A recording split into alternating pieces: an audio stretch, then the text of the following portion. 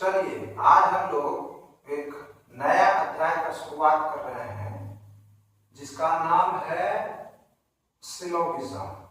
हिंदी में इसको हम न्याय वाक्य कहते हैं। बहुत इंपॉर्टेंट चैप्टर है ये, ठीक ना। इसीलिए इसको थोड़ा विशेष फोकस करके पढ़ना है आपको, क्योंकि एग्जाम में यहाँ से प्रश्न बनते ही बनते हैं। चाहे कोई भी एग्जाम हो, बैंकिंग का हो, एसएससी का हो, रेलवे का हो, कैट का हो, मैट का हो, नेट जेआरएफ तक में भी ये प्रश्न पूछे जाते हैं। इसीलिए इस चैप्टर को बड़े ही ध्यान पूर्वक पढ़ना है और अगले कुछ घंटे तक आपको हमारे साथ हमारी बातों को ध्यान से सुनना है। हम जो रूल बताने जा रहे हैं आपको, उस रूल को एक बार अगर आप ध्यान से भली भांति पढ़कर समझ लेते हैं तो फिर ये मेरा दावा है आपसे कि आपको पेन पेपर उठाने की कोई जरूरत नहीं है और ये सवाल बहुत ही आसानी से सॉल्व हो जाएगा। देखते ही देखते आप प्रश्नों को सॉल्व कर पाएंगे। बस एक बार इस मेथड को आत्मसात करना है, ठीक है। तो आइए सबसे पहले हम इस चैप्टर के कुछ प्रश्न हम आपको दिखाते हैं। उसके बाद हम उन प्रश्नों को दिखाने के बाद आपको हम आगे की यात्रा कराएंगे कि कैसे उन प्रश्नों को सॉल्व करना है। तो सबसे पहले जो हमारा काम है कि हम सिलोगिज्म के कुछ प्रश्न आपको हम दिखाएं, ठीक है। आइए कैसे प्रश्न इसमें पूछे जाते हैं वो जरा देखें। सबसे पहले इसमें आपको कथन दिया जाएगा और दूसरी तरफ आपको इसमें निष्कर्ष दिया जाएगा, ठीक है। कथन में आपको 2 कथन, 4 कथन, 5 कथन, मल्टी स्टेटमेंट के प्रश्न पूछे जाते हैं। कंक्लूजन में भी मल्टी कंक्लूजन आपको पूछे जाते हैं। उसके बाद सही निष्कर्षों का चयन करना होता है। जैसे कि मान लिया जाए, फॉर एग्जांपल हमने आपको एक स्टेटमेंट दिया है कि सभी पेन पेंसिल है। फिर हमने कहा कुछ पेंसिल किताब है। फिर हमने कहा कुछ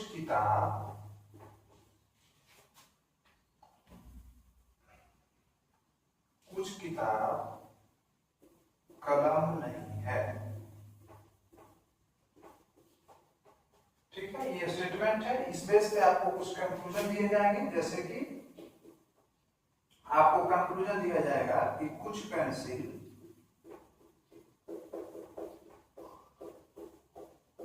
पेन है,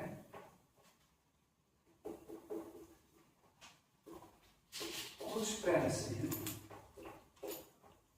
कलम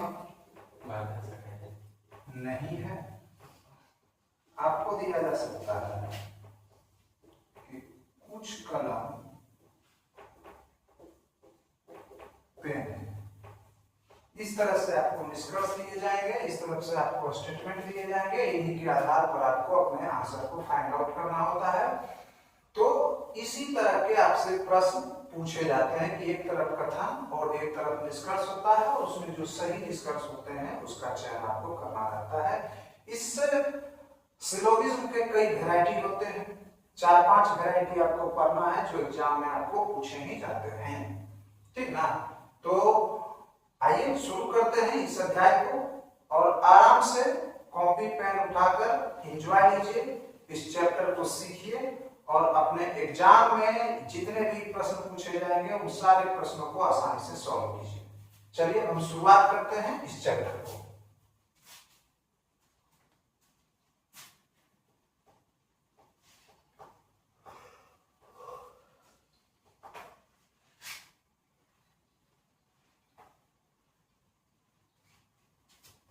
सबसे पहले कि आपको हम यहाँ 4 स्टेटमेंट लिखकर दिखाएंगे। इन चारों स्टेटमेंट को आपको अच्छे ढंग से समझना है। सबसे पहला स्टेटमेंट इसमें होता है कि ऑल ए इज बी,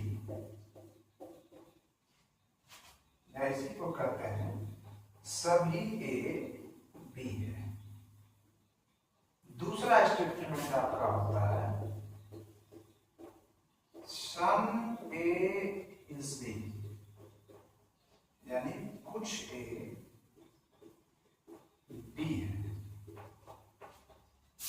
तीसरा स्टेटमेंट है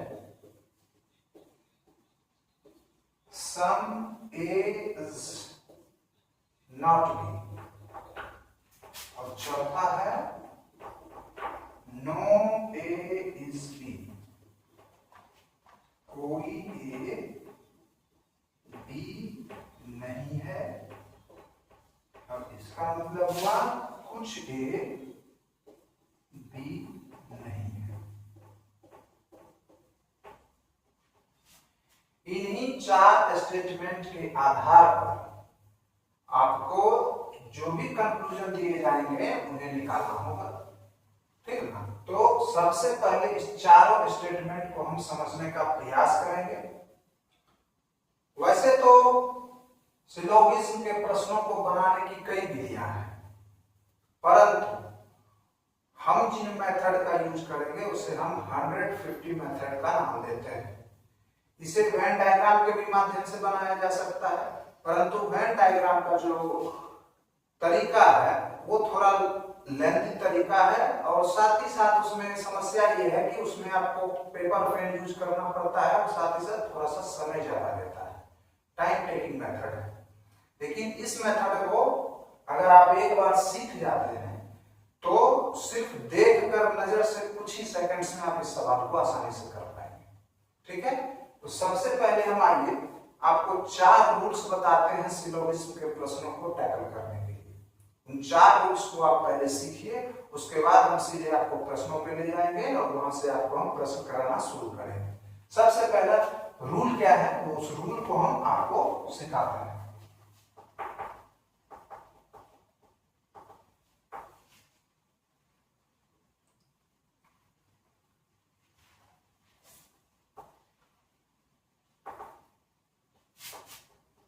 सबसे पहले एक चीज जरा गौर करिएगा कि जैसे हमने कहा और ए इज बी, फिर हमने कहा सम बी इज सी, ठीक है। तो यहां एक चीज ध्यान देना है कि इस स्टेटमेंट में ए और बी ये 2 टर्म हैं, इन्हें हम फर्स्ट टर्म कहते हैं और इसे हम सेकंड टर्म कहते हैं, सेकंड टर्म, ठीक है। ध्यान रखो इस बात को, ठीक है। फिर उसी तरह से ये भी एक स्टेटमेंट है, तो इसमें भी ये फर्स्ट टर्म हो जाएगा और ये सेकंड टर्म हो जाएगा। इस बात को हमें ध्यान में रखना है। अब जरा इस बात को समझिएगा कि यदि कोई कंक्लूजन हमें ए से सी में लेकर जाएगा, ठीक ना, यदि कोई कंक्लूजन हमें ए से सी के बीच में फाइंड आउट करना है तो उसके लिए हमें क्या करना होगा। तो सबसे जो पहली बात है वो ये है कि यहाँ दोनों में कॉमन देखना है कि कॉमन टर्म कौन सा है। तो यहाँ हम देख रहे हैं कि बी कॉमन टर्म है, दोनों स्टेटमेंटों में बी कॉमन टर्म है, तो इसीलिए यहाँ हम बी को मिडल टर्म भी कहेंगे, बी को मिडल टर्म कहेंगे यानी मध्यम पद कहेंगे, मध्यम पद, ठीक है। ए यहाँ प्रथम पद है, बी द्वितीय पद है, और बी चूंकि दोनों में कॉमन है, दोनों स्टेटमेंट में बी कॉमन है, इसलिए हम बी को मध्यम पद भी कहेंगे। तो मध्यम पद को आपको ध्यान में रखना है क्योंकि इस मध्यम पद का आगे चल के रोल बहुत बढ़ने वाला है, इसीलिए इस मध्यम पद को अच्छे से ध्यान रखना है कि इसमें जो कॉमन होगा वही मध्यम पद होगा। जो 2 स्टेटमेंट के बीच में कॉमन टर्म होगा उसको ही हम क्या कहेंगे, मध्यम पद कहेंगे, मिडिल टर्म कहेंगे। चलिए अब हम इसको मिटाते हैं और 4 रूल्स हम आपको सिखाते हैं कि वो 4 रूल्स क्या हैं।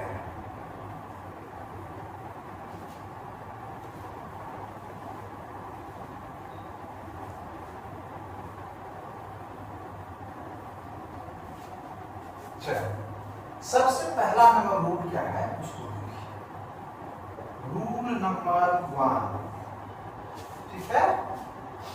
रूल नंबर 1 में आपको याद रखना है कि स्टेटमेंट और कंक्लूजन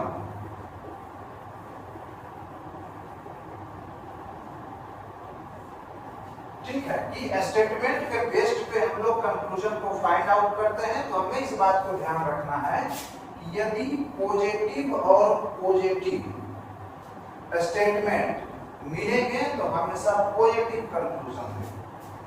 क्या याद रखना है कि पॉजिटिव और पॉजिटिव स्टेटमेंट मिलकर हमेशा पॉजिटिव कंक्लूजन देंगे, पॉजिटिव और निगेटिव स्टेटमेंट मिलकर हमेशा निगेटिव कंक्लूजन देंगे, और निगेटिव और पॉजिटिव स्टेटमेंट मिलकर निगेटिव कंक्लूजन देंगे।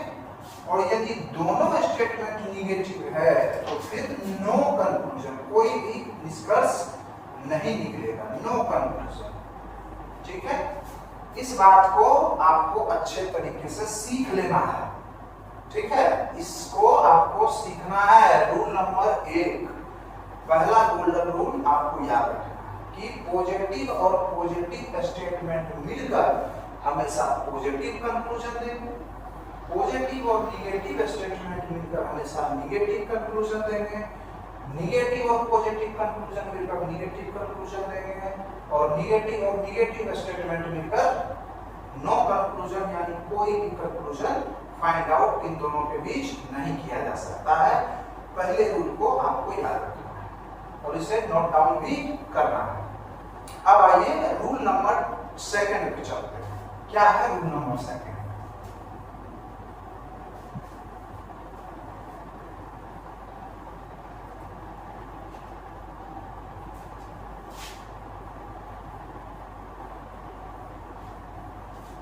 देखिए, रूल नंबर 2 कहता है putting the value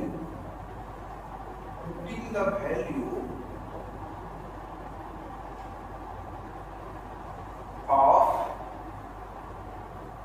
term, putting the value of term. जैसे कि हमने आपको 4 प्रकार के स्टेटमेंट बताए थे, सभी ए बी है, कुछ ए बी है,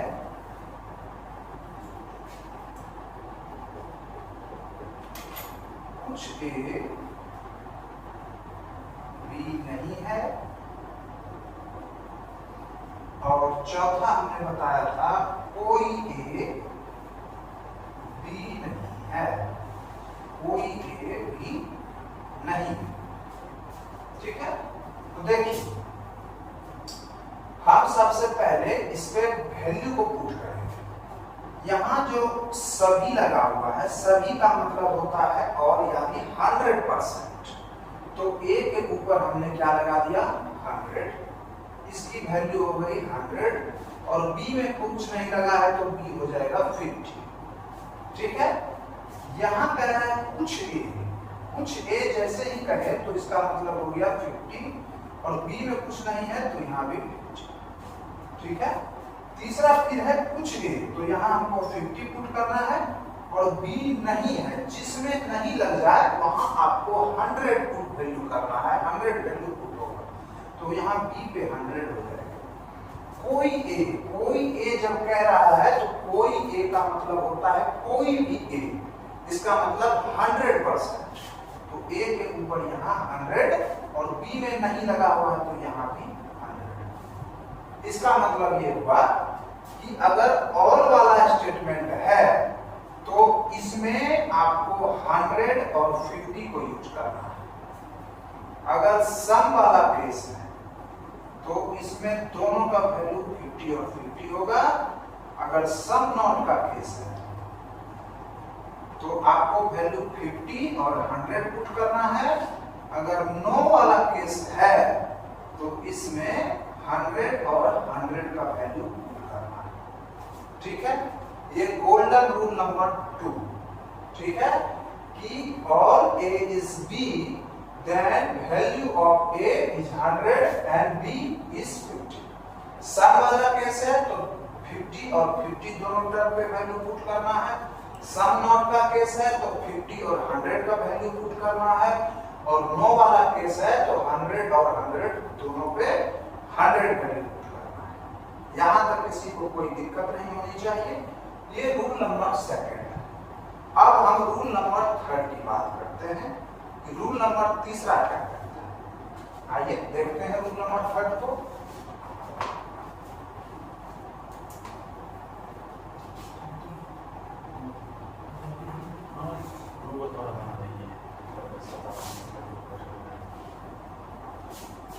रूल नंबर थर्ड को हमें देखना है। रूल नंबर थर्ड में हमें ये इस बात को याद रखना कि हमने आपको एक मिडिल टर्म बताया था, मध्यम पद बताया था, उस पे थोड़ा फोकस करना है, ठीक है। यदि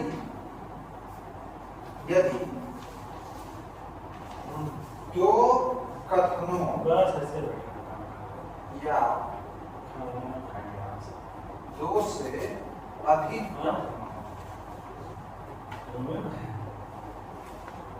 का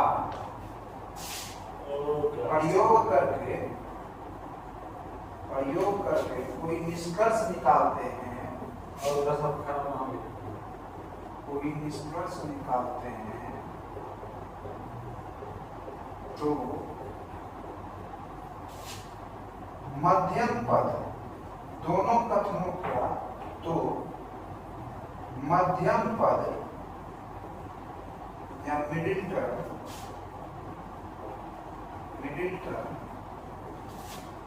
दोनों में से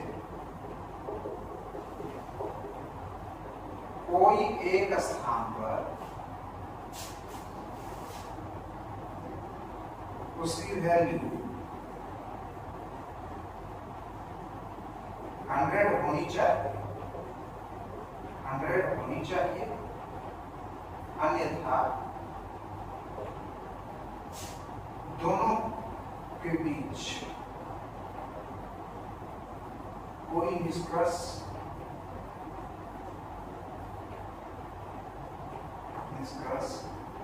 नहीं निकलेगा।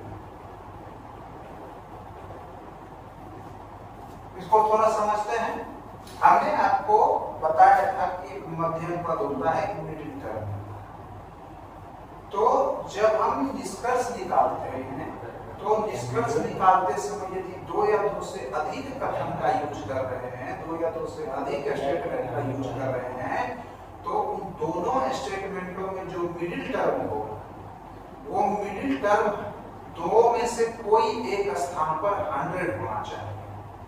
और यदि दोनों में से किसी एक स्थान पर वो मिडिल टर्म 100 नहीं हो रहा है उसकी वैल्यू, तो ऐसी स्थिति में कोई भी निष्कर्ष स्थापित नहीं हो सकता है, ठीक है। इसे हम जब हम प्रश्न करेंगे तो वहां और भी बेहतर तरीके से आप इसको समझ पाएंगे। तो ये रूल नंबर 3 है। अब आते हैं रूल नंबर 4 पे। ये लास्ट रूल है। इन चार रूल्स को अगर आप अच्छे से समझ जाइएगा तो इस प्रश्न को बनाने में किसी भी तरह का कोई प्रॉब्लम नहीं आने वाला है। आगे हम आपको और भी बहुत सारे उदाहरण के माध्यम से सारे प्रश्नों को सॉल्व करके यहीं पे आपको हम दिखाएंगे कि कैसे क्या तरीका हम सॉल्व करने के लिए अपनाते हैं। चलिए रूल नंबर 4 की ओर चलते हैं।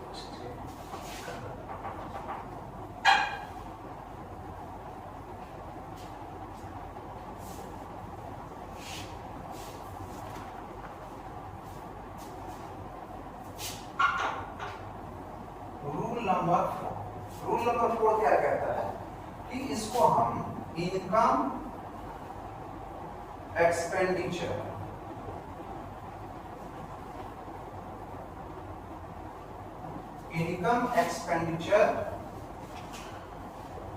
के माध्यम से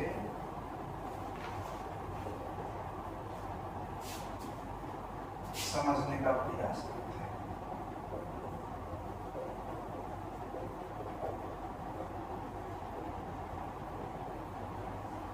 देखिए, सबसे पहली बात कि यदि कोई व्यक्ति 100 रुपए अर्न कर रहा है, 100 रुपए उसकी इनकम है, तो वो व्यक्ति 50 रुपए भी खर्च कर सकता है और वो व्यक्ति 100 रुपए भी खर्च कर सकता है। अगर कोई व्यक्ति सिर्फ 50 रुपए अर्न कर रहा है, 50 रुपए उसकी इनकम है, तो वो सिर्फ 50 रुपए ही खर्च कर सकता है। 100 रुपए उसके खर्च करने की कोई बात ही नहीं है। लेकिन यदि कोई व्यक्ति 100 रुपये अर्न कर रहा है तो वो 50 रुपये भी खर्च कर सकता है और 100 रुपये भी खर्च कर सकता है। इसी चीज को यहाँ समझना है कि स्टेटमेंट का मतलब इनकम, स्टेटमेंट का मतलब इनकम और एक्सपेंडिचर का मतलब कंक्लूजन। कंक्लूजन अर्थात कि इनकम यदि किसी व्यक्ति के पास 100 रुपये की है तो वो व्यक्ति 50 रुपये भी खर्च कर सकता है और 100 रुपये भी खर्च कर सकता है। और यदि किसी व्यक्ति की आमदनी 50 रुपये है तो वो सिर्फ और सिर्फ 50 रुपये ही खर्च कर सकता है। कहने का मतलब है यदि किसी स्टेटमेंट में किसी टर्म की वैल्यू 100 है तो या कंक्लूजन में उस टर्म की वैल्यू या तो 50 होगी या फिर 100 होगी। ठीक उसी तरह से कि यदि किसी स्टेटमेंट में किसी टर्म की वैल्यू 50 है तो वो सिर्फ और सिर्फ 50 ही खर्च कर सकता है, यानी कंक्लूजन में भी उस टर्म के ऊपर 50 की ही वैल्यू होनी चाहिए। इस तरीके को हम अब प्रश्नों के माध्यम से आपको सॉल्व कराएंगे तो ज्यादा बेहतर तरीके से आप इसको समझ पाएंगे। ठीक है, चलिए अब हम सीधे आपको एग्जाम्पल की ओर लेकर चलते हैं।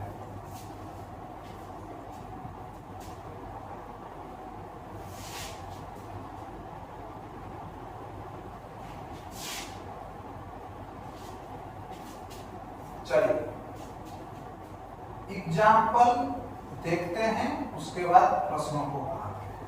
ठीक है, सबसे पहले कथन दिया हुआ कथन है कि सभी पेंसिल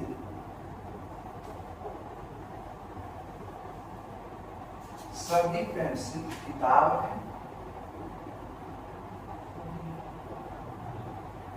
दूसरा है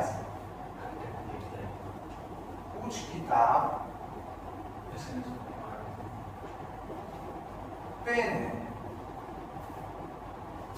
तीसरा है कुछ पेन कॉपी है। और चौथा है कुछ कॉपी पलंग नहीं है। कुछ कॉपी पलंग नहीं है। ये 4 स्टेटमेंट आपको हम दिए हैं। अब इसके आधार पर निष्कर्ष को निकालना है। सबसे पहला निष्कर्ष है कि कुछ पेन किताब है।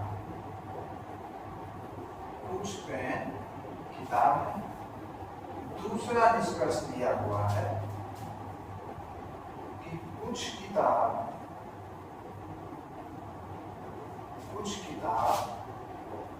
पलंग है। तीसरा निष्कर्ष दिया हुआ है कि सभी पेंसिल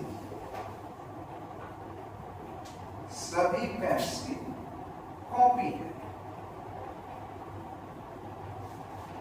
और चौथा निष्कर्ष दिया हुआ है कुछ पेंसिल कॉपी नहीं, कुछ पेंसिल पलंग नहीं है।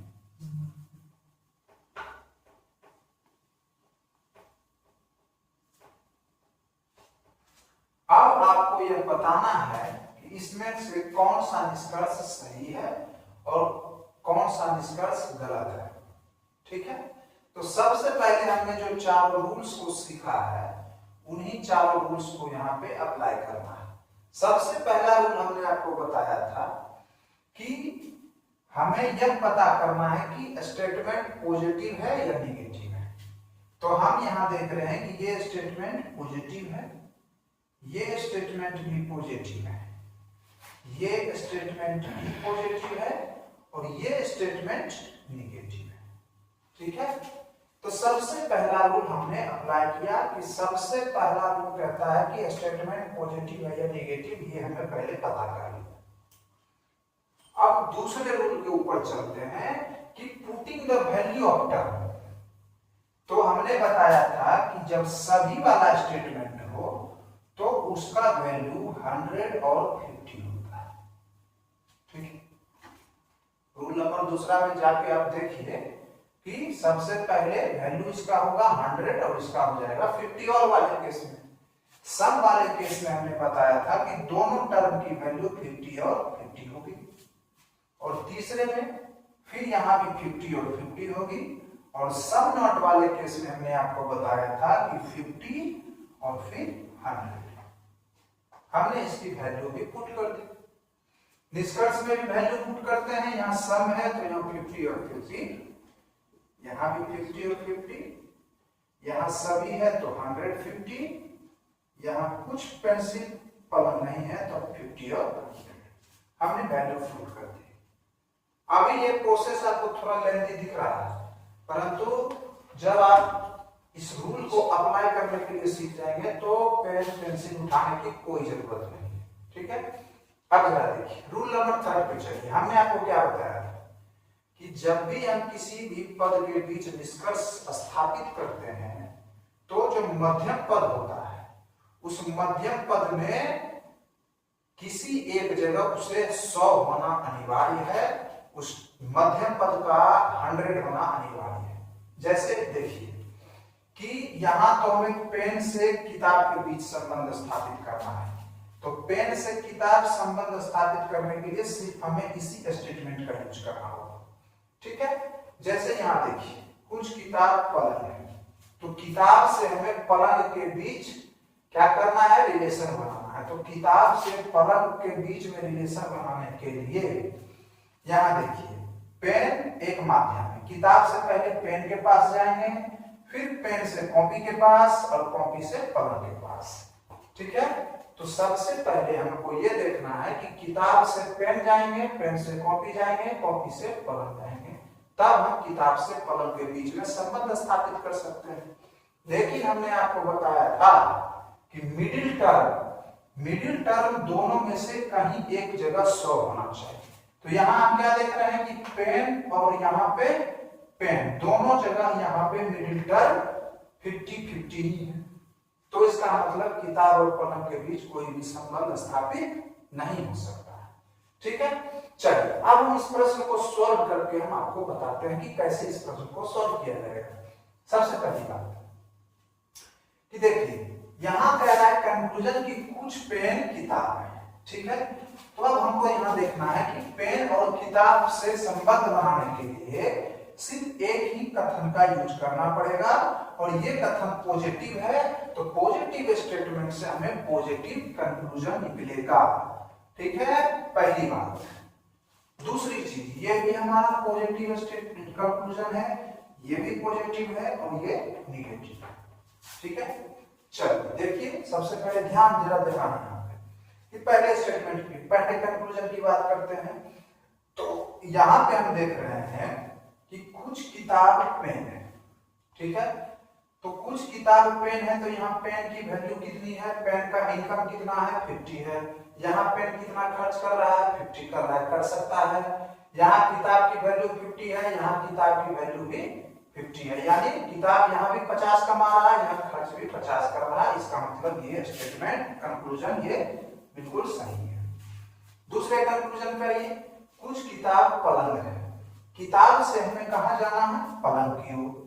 तो किताब से पलंग की ओर जाने के लिए हमें ये देखना है कि पॉजिटिव और पॉजिटिव, पॉजिटिव और फिर निगेटिव। तो पॉजिटिव और निगेटिव कंक्लूजन मिलके हमेशा निगेटिव कंक्लूजन देते हैं, परंतु यहाँ पॉजिटिव कंक्लूजन है, इसलिए ये वाला क्या हो जाएगा, गलत। ठीक है, आगे आइए। फिर कह रहा है कि सभी पेंसिल कॉपी है। तो देखिए पेंसिल से हमें कॉपी के बीच संबंध स्थापित करना है, तो हमने आपको बताया था कि जब दो या दो से अधिक कथनों का प्रयोग किया जाता है निष्कर्ष निकालने के लिए, तो ऐसी स्थिति में हम मध्यम पद को देखते हैं। तो यहाँ देखिए मध्यम पद 50 है, यहाँ भी 50 है, तो दोनों जगह ये 50 हो जाएगा, तो ये निष्कर्ष स्थापित नहीं हो पाएगा, क्योंकि मध्यम पद का दोनों में से कहीं न कहीं एक जगह 100 होना अनिवार्य है, इसीलिए ये भी क्या हो जाएगा, गलत हो जाएगा।